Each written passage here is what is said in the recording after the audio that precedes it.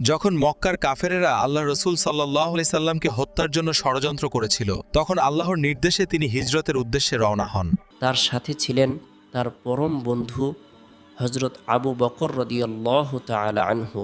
তারা যখন সওর নামক পাহাড়ের গুহায় আশ্রয় নিতে যান, তখন আবু বকর বললেন, হে আল্লাহর রাসূল, আপনি একটু দাঁড়ান, আমি আগে ভেতরে গিয়ে সব পরিষ্কার করি। কোনো ক্ষতিকর প্রাণী থাকলে তা যেন আমাকেই দংশন করে। গুহার ভেতরে অনেকগুলো গর্ত ছিল।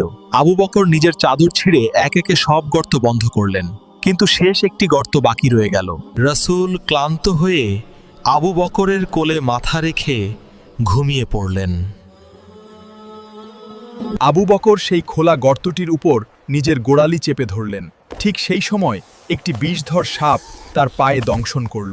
বিষের তীব্র যন্ত্রণায় তার শরীর নীল হয়ে যাচ্ছিল, কিন্তু তিনি পা একটুও নাড়ালেন না, যাতে প্রিয় নবীর ঘুম না ভেঙে যায়।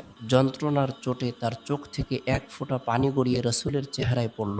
রসুল জেগে উঠে জিজ্ঞেস করলেন, আবু বকর, কি হয়েছে? দয়ার নবী নিজের লালা মোবারক সেই ক্ষতস্থানে লাগিয়ে দিলেন এবং সাথে সাথে আবু বকর সুস্থ হয়ে গেলেন। বন্ধুরা, এটাই ছিল সত্যকার ভালোবাসা। আমাদের অন্তরেও কি নবীজির জন্য এমন ভালোবাসা আছে? হক ও বাতিলের লড়াইয়ে আবু বকর ছিলেন নবীজির ছায়ার মতো। আপনার জীবনে নবীজির আদর্শ কত